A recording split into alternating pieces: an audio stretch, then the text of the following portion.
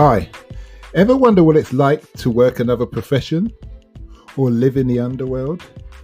Listen to unsuspecting riders give a 10 to 15 minute personal masterclass as I spontaneously interview them as they enter my taxi.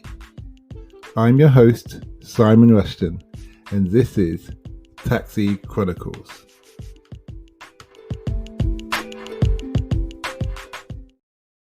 Morning. Yes, we're back with another rider, another episode. Today we have the lovely L'Oreal here. I won't comment on if she's the brand Z L'Oreal, but she's a beautiful lady with a lovely afro, lovely younger sister, and she specialises in beauty and all that stuff. But you know what? Before I mess it up, let me let her introduce herself and what she does, and then she can tell us what motivates her, why she started it, and what is a typical day like for her. So nice to have you here today, L'Oreal. Thank you for having me. So I'm L'Oreal. I'm a fashion and beauty content creator. Whether that be putting outfits together that I've been inspired, and my fashion definitely is inspired from all my aunties. I definitely loved how they dressed in their pictures that I used to see, and they've got so much clothes that they've kept, and I always go around and just take some, and I'm like, yep, this is inspo, I love this look, yes, this is a nice 80s look, I'm loving it. And so much of the stuff has come back in style, so that's great. I've been doing this for the last 2 years now, building myself up on Instagram through picture content, video content, putting some work together, and that's how brands really reached out to me. It was just due to the consistency of just posting and putting out content out there, and they loved the quirky videos that I did, that I kind of brought my personality out. I've seen, there's a lot of bloggers and stuff that I follow, and they look so good when they're doing it, just like, looking cute. But for me, I'm a drama girl, so I studied drama. That was part of my degree. There's always a side that's just quirky that comes out in all my videos, and I think that's what makes mine different, because everyone's always like, your personality is so bubbly, and I love that it comes out whenever you do videos. So that's great. And I'm just trying to build this bigger. I want to start my own brand hopefully soon within the hair care business. So there's just a couple of things I'm just trying to work on, to be honest. So you spoke about a few things there. Yeah. When it comes to companies approaching you, yes, because these are the kind of questions that a lot of people want to know. Okay. Is how long were you out there before companies approached you, said they want to, like, the pretty little thing? Yeah. Okay. So I should probably put this better. So for people that want to get into doing blogging and stuff for Instagram, I wouldn't always wait for people to reach out to you. What I've learned especially is, I was watching some videos and I was wondering, I was like, okay, so I've only got 3.6k followers, but my engagement on Instagram is high. So I was always watching these videos like, oh my God, do I have to be at like 10,000 followers before, brands approach me, such as Pretty Little Thing, and I saw it first. And it's not the case. What I did was, I learned that someone said to me, I need a media kit. And I said, media kit, what is that? And they was like, you need to put together just of videos on pictures and stuff that you've done, all your content that you put on Instagram, choose your best work, and put it together in a folder and send that to brands. Like, check on their Instagrams and emails of what their PR, so that you can contact them and send them over what you've done and say, hey, as you can see when you go on my Instagram, I do tag you guys when I wear your clothes. I would love to collab and do a haul, and give them suggestions of ideas as well. So always doing that instead of always just waiting for the brands to approach you. Always works as well, because I know I did that. I sent to Pretty Little Thing, Fashion Over, all them brands I see that on Instagram that are doing collab partnerships. And I sent that to them, and I didn't hear a response. But I kept taking pictures in their clothes. I would order them, tag them in the pictures, and people would comment like, oh my days, I love this outfit of Pretty Little Thing. And I'm like, okay, cool, I'm going to post the link of this on my stories where you can order it. They had seen that, and then had replied and said, I've seen you've emailed us before, I see your work on Instagram, we love it, we'd love to send you some clothes and, you know, do a collab. So I would always say, don't always wait and think, oh, I don't have enough followers, I don't have enough this. If you know your quality of what you're posting and putting out there is good, no matter what your follower count may be, that's what they want to look for. Reach out to them. Don't be afraid. So what you really did there, L'Oreal, is you showed them that you know how the business works. Yeah. And you can do it without them. Without them, yeah. They're actually better off working alongside you. Yeah. Because based on who you are and how you are, they can think. When it comes to the kind of clothes they send you, yeah. or whatever, do you have a choice? Do they have an image that they want to portray? So with the brands I've been working with so far, especially like the big ones, they definitely don't. They say to me, you have a budget. They'll say, okay, so it depends on the kind of, so they'll say, okay, yeah, we're going to send you £100, let's say, for £100 worth of gifting of clothes.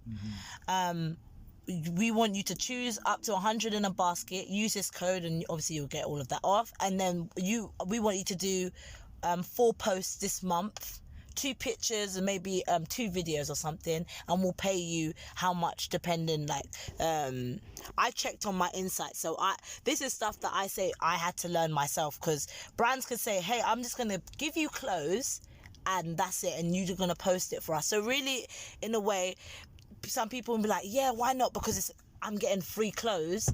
But no, also take a fee as well, because yes, when you're getting sent the clothes, it's nothing to them for them to send you clothes. That's fine. Okay, but you're the one that's now going to put the looks together, sit there and say, all right, cool, I'm going to need to location, your time.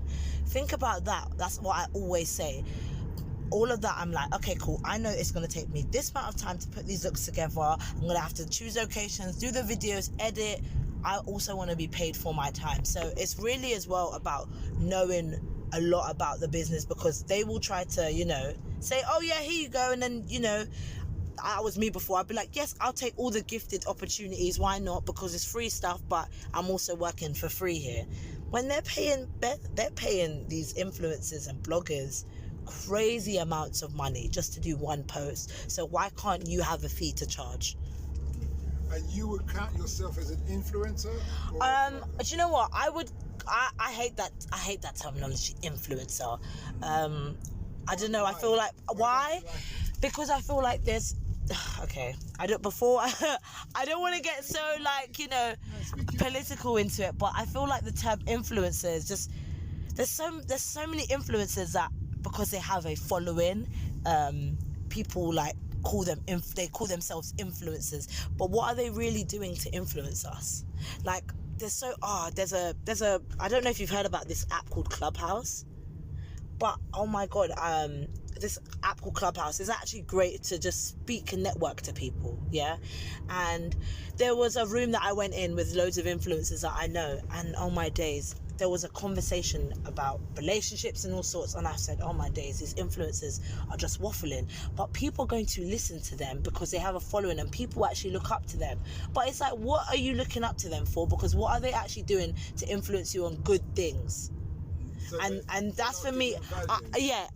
There's some influencers that, you know, they post and say, yeah, get this, buy this, do this, and they will do collabs with brands, and I think they do it more so for the money and not to think about, you know, you could be putting someone in danger actually by saying, oh yeah, go cop this brand and work with this and do these slim fast weight journey things and all them palaver lies. And I don't work with anyone that tries to approach me and says, hey, I've got tea stuff to lose weight, if you could promote this. It's a straight no. But you're happy with yourself? I'm happy with I love myself. So you don't need to. I don't need to promote that. But some people will do that, and not just because they're not happy with it, but because of the money and what will come their way. And that's what I say is wrong, because you don't know who is watching you when you're posting that and saying, yeah, and you know, oh, this really works for me. It helped me lose this weight in 2 weeks, and now I look like from this to this, and they probably Photoshop the before and afters anyway. So, you know, there's just I just always say, beware of some influencers. So I say I'm a content creator because I enjoy creating content. There's 2 things there. I asked you why you don't like the term influencer, because when I hear the term influencer, when it comes to women, I usually associate it with women. I usually think of some woman who's quite scantily dressed, and just showing her sexuality. But is not really doing anything. It's like so I would call them IG models. Footballer wives, kind of. What's that show? There's a show with black women and wives, Atlanta Wives. Those kind of diabolical shows that I really don't like. I think they're devaluing the younger generation, my generation. But that's just my personal thing. But it's interesting because I didn't look at it the way you had said it. But some people may say that, do you have a responsibility to market in such a way that doesn't lead people down the garden path? Well, okay. You see what I mean? I see what you mean, but there's like, forget the influencers. You got celebrities, like the rappers and all sorts. Okay, some people would say that, you know, they're influencers in a type of way when they're promoting stuff, but I wouldn't. I like to listen to your music. When I see you promoting stupid stuff, I'm just like, I have to separate the two, because I'm just like, do you know what? I can't influence myself. But forget that, because there's younger generations that look at these people and look up to them and say, oh my God, well, I want to look like that if they're promoting this and this, and I want to do this. So I feel like it's really hard. It's really hard to actually touch upon it, because, you know, some people, I guess they don't want to, you know, be influencing younger generations or influencing people to do stuff, but they do without even knowing they're doing it and causing harm. What I'm trying to get at here is, some people would say that younger people are meant to be influenced by their parents. Or guided by your parents. And I understand there's people out there who don't have parents or who are in children's homes or what have you. But the overall thing is, it's your parents' responsibility to guide you even into your early 20s. Well, throughout life, ideally. So further down the road that you're going. So if someone's doing something on media or in a movie or whatever, they shouldn't really have to worry about the responsibility, some people may say, of how's this going to affect society. That's true. Do you see what I mean? That is true. Obviously, there's some extremes. I don't agree with some going into, let's say, media and movies, paedophilia, all that kind of thing. I'd never endorse that.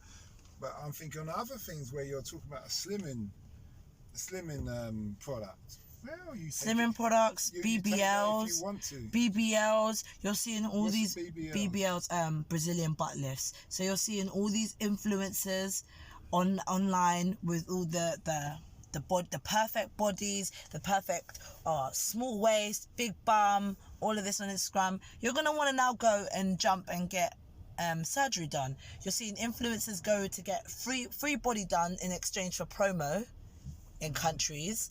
People are then following them like, oh my God, this girl's body looks great, I want to go and do that. They go and do that. Then these people have complications, but they never actually tell people that side of the complications and stuff that can happen before they go and do it. But these girls will go and follow because that's what they see. Oh my God, maybe that will make me get more likes on Instagram. Maybe this will. I'm telling you. I see what you're saying. But there's some influencers that go out there and do these things, and that's what I can say. I can hold my hand up. There's influencers out there that will, get their body done and do stuff like that, and people look up to them. But guess what? When there's stuff that does go bad, they will tell you. They will be open and say, do you know what? I've had this happen to me, and this didn't go right, and I advise you girls, don't do it. Like, let me be the person you guys can see. You don't want to go through stuff like this that I've gone through. So, you've got some out there that are botched, and they'll never say it because and there's some real ones out. People who, like, personally, who's done those things? Yeah. Butt lifts and stuff? Yeah. Really? Yeah. I just don't know why they don't go to the gym, do loads of squats. Listen, in this fast world that everyone is trying to live in, everyone is trying to just jump on the wagon of what is popular right now. Why I was saying earlier when you said about you liked my hair, as it was naturally like the natural afro. And I said, yeah, well, you know how this will go in and out of season, because people will be like, yeah, natural, love it, and then after it's okay, no, hide my hair and wear this and wear that. So I say with BBLs, it's a trend as well, because before it used to be slim girls that everyone, you know, that's what was in. But then you go and watch music videos and you see all these girls with these big bums and all the surgery, and you go on social media and then you keep scrolling and that's what you keep seeing on your homepage. So social media is a blessing and a curse, to be honest. I try to do my posting and show some love and come off the app. Okay. What would you say you've learned that you wish you knew when you started? I wish I learned. What did I learn that I wish I knew that when I started? I've been there a while. Do you know what? There's a couple things. I don't know. Okay, I would say when I started, I was so eager to just put so much of myself out there. I was very eager to put myself out there, think that I need to share everything with everyone, and I realized you really don't, because people will throw it back in your face regardless on social media. You put so much out there, they complain. You become private, then they say, they want to know who you are. So I wish I didn't do that when I first started, and thought that's what I needed to do to get the likes and the followers. And how have you learned to deal with that? How have you learned to make that conscious decision, just what you should put out there and what you shouldn't, by watching things that have happened to people that I've known through social media, and watching things that has happened to them. And evil eye is so real. When you say watching things, like what kind of things? Just like, I know people that might overshare too much that they don't need to, whether that be accomplishments that happens to them and then something goes wrong, because there's people online that will, okay, cool. For example, if I've now set up, I don't know, a business or a shop or something, there's evil people that will just want to find ways to destroy that. Jealousy. Like jealousy, yeah, but yeah, it's the oversharing 100% for me. But surely if you started a business, you want to promote your business with the things. So, just know what you're getting into before you jump into it.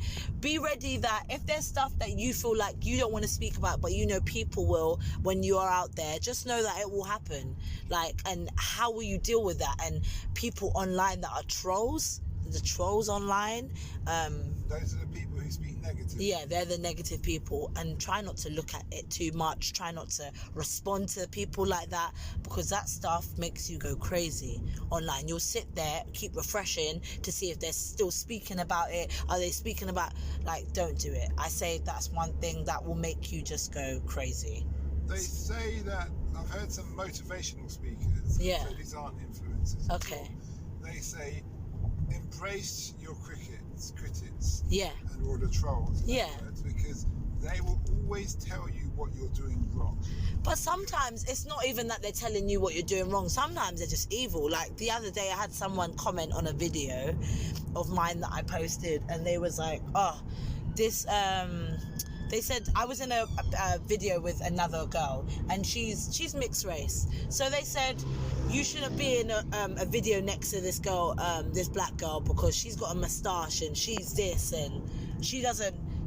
You're more naturally pretty than this black girl, and blah blah.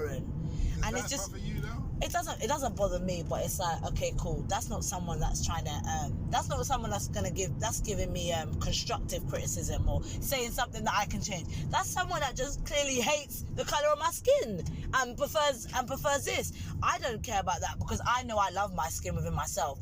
But to me, she's that person is criticising the other. No, that person's criticising me that they didn't like you. Yeah, they didn't like me. And but I didn't take that the way you said that. When I went onto their, like she was, that person's criticising the mixed. Or when I went onto their page, it seems that they they're a hate black person page. We hate black people, and we prefer light skinned girls, and they then start posting pictures of just lighter girls and saying the only girl I'd want to be with. But when I click down to even see who runs this page, it's a black man. So what is so you've got too much energy. So what is that about? What is that about? But even me, the fact that I've gone through and actually said, I'm searching, I'm on their page to look. I've gone into the trolls comment, I've gone onto their page, I've taken time to scroll down. See, that's all too much. I've consumed way too much in my brain. Now that's not good. I have a theory where when I speak to people, especially the younger generation, because it's more of your thing, and I always say, if you're scared of responses, comments, don't read them. Yeah. Get your mum to read them, and she'll only tell you the good ones. Do you see what I mean?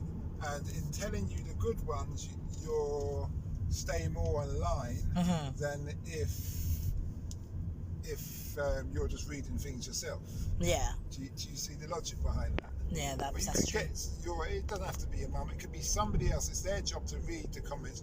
You never read the comments. You just deal with thing, and then that's what. So that's definitely stuff I would say, because there's too much stuff that happens on social media that will make people literally drive them crazy. And you go on social media and you see stuff, and like my friend posted the other day on Snapchat saying like, oh my days, I keep seeing these bodies on like my home page and like my explore page. I just want to get a BBL and be done with going to the gym. But her body's great. She works out. She goes to the gym. She does it naturally and she looks great.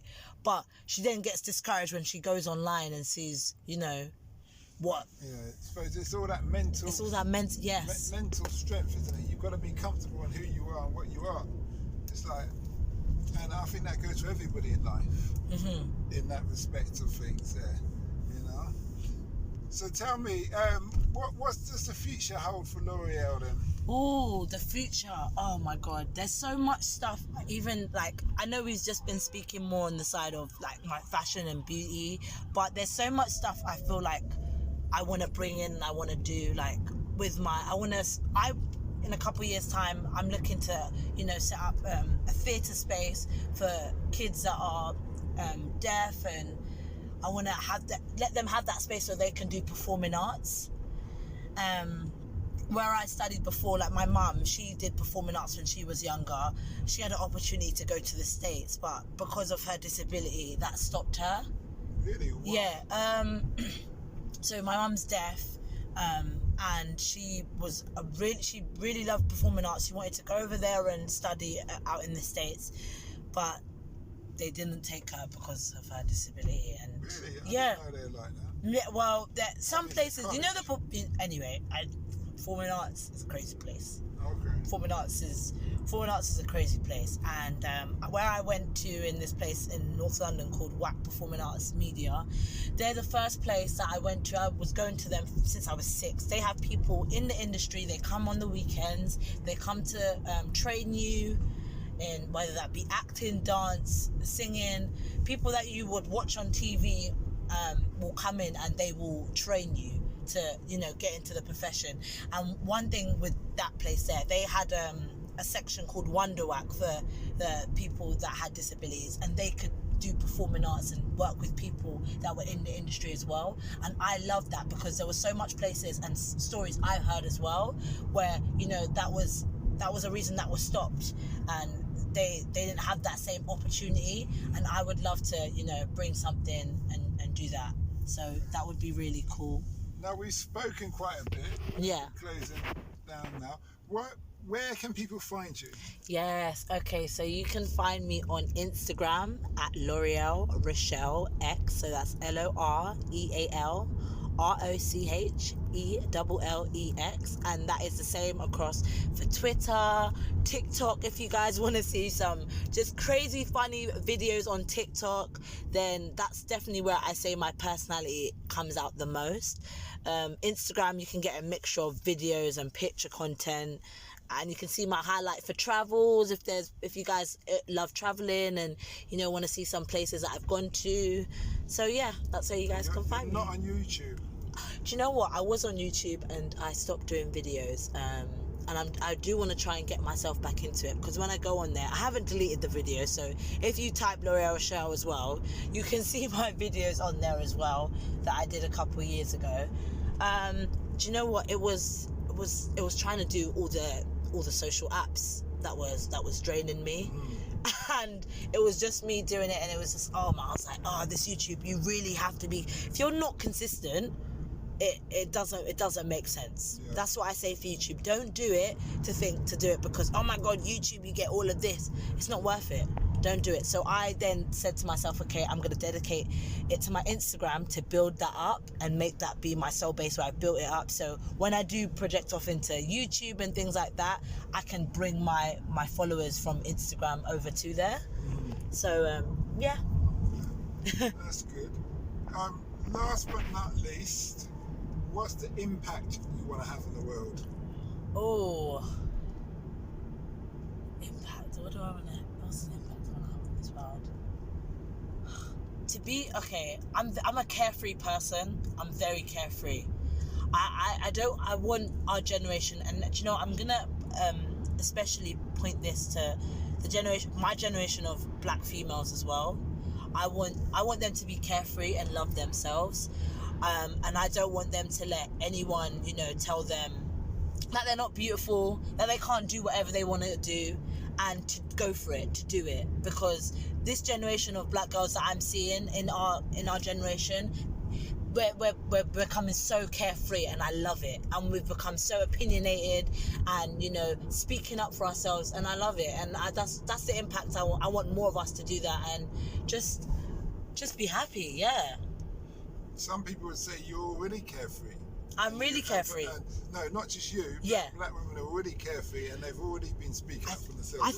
I think that we every time. No, I don't think that's the case. Really? Not to a great extent, no.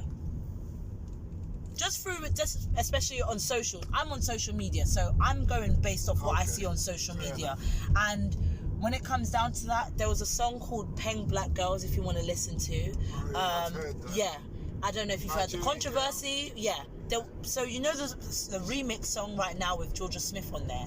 Don't know if you heard the controversy. There was another black girl on that song. There was 2 black girls, and one has been replaced with Georgia Smith, which is Georgia Smith. She's a phenomenal singer. She's amazing. Guys should definitely check her out. But she's light skinned, and there's been a whole discussion of why this girl was sharing her experience of being a Peng Black girl, and why the original girl was taken off the song and was replaced with her. So that's another conversation.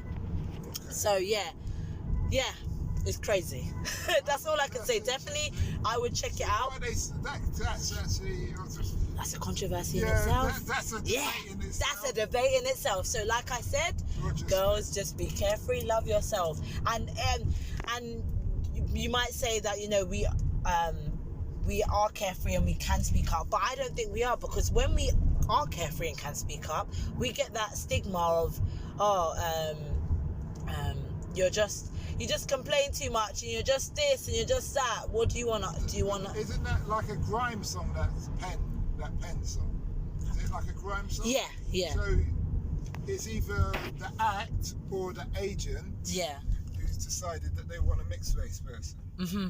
Okay. That would be the reason. Yeah, that's my only logic of thinking to it.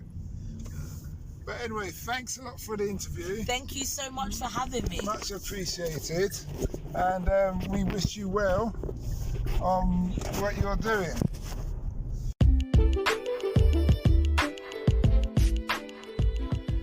We hope you liked that interview. Don't forget to like, share and subscribe to get the latest daily episode. Ever considered investing in the continent with the fastest growing economy and population on Earth? The same continent that holds 30% of the world's known natural resources? Then listen to our sister podcast, Africa Investor Stories, where you will hear real investors with real stories from around the world share their experience of investing in Africa. We post Monday and Thursday at 10 a.m.